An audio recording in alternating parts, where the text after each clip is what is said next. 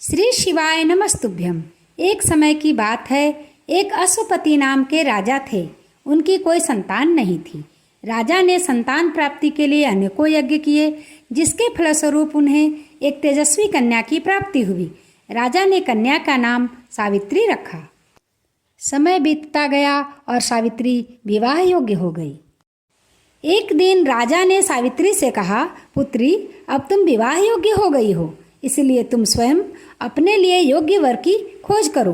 पिता की बात मानकर सावित्री मंत्रियों के साथ वर की खोज में निकल गई। अनेक ऋषियों के आश्रमों, जंगलों और तीर्थों में घूमने के बाद सावित्री अपने महल में लौट आई।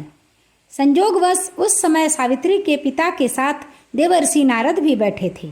सावित्री ने उन्हें प्रणाम किया और आशीर्वाद लिया। फिर राजा ने सावित्री से उसके यात्रा के बारे में पूछा।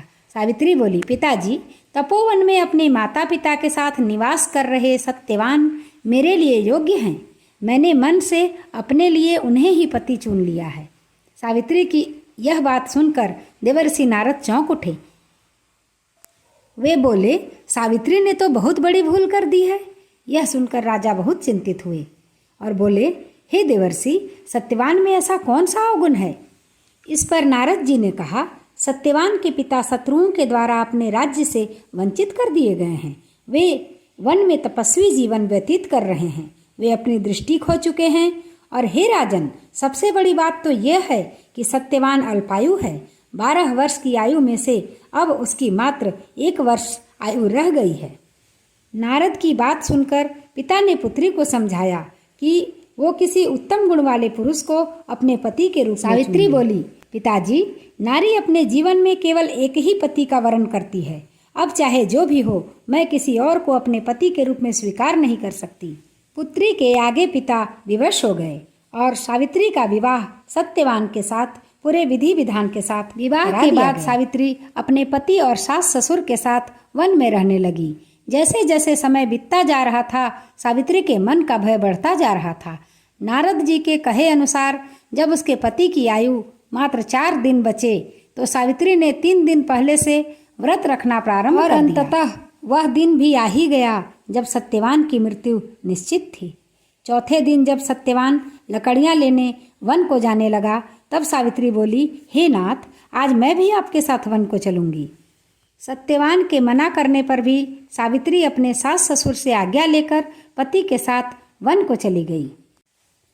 वन में सत्यवान जैसे ही पेड़ पर चढ़कर लकड़ी काटने लगा, कुछ ही देर में उसके सर में असहनीय दर्द शुरू हो गया और वह पेड़ से नीचे उतर गया। सावित्री समझ गई कि उसके पति का अंतिम समय आ गया है, अतः अपने पति का सर गोद में रख कर बैठ गई।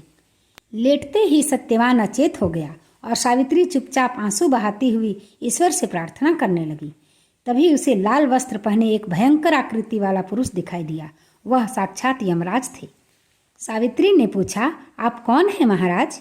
यमराज ने उत्तर दिया, मैं यमराज हूँ और तुम्हारे पति का प्राण लेने आया हूँ। सावित्री बोली, महाराज, सांसारिक प्राणियों को लेने तो आपके दूत आते हैं, क्या कारण है कि आज आपको स्वयं आना पड़ा? यमराज बोले, सत्यवान धर्मात्मा और गुणों के सागर हैं। इन्हें ले जाने के लिए मेरे दूत योग्य नहीं हैं, इसलिए मुझे स्वयं आना पड़ा। ऐसा कहकर यमराज ने सत्यवान के शरीर से उसके प्राणों को निकालकर दक्षिण दिशा की ओर जाने लगे। तब सावित्री भी उनके पीछे पीछे जाने लगी। अपने पीछे आते देख यमराज ने सावित्री से कहा, तुम मेरे पीछे कहाँ आ रही हो? तो सावित्री बोली, मेरे पति जहाँ जाएंगे वहाँ जाना ही मेरा धर्म है। यमराज के बहुत समझाने पर भी सावित्री नहीं मानी। उसके पतिव्रता धर्म को देखते हुए यमराज ने बोला, तुम अपने पति के बदले कोई वरदान मांग लो। सावित्री ने अपने दृष्टिहीन सास ससुर की आंखें मांगी और यमराज ने तथास्तु कहा और आगे चल दिए। तब भी सावित्री उनके पीछे चलती रही तो यमराज बोले, तुम एक और वरदान मांग लो। तो सावित्री ने अपने सास ससुर के खोए हुए राज्य को वापस मांग लिया।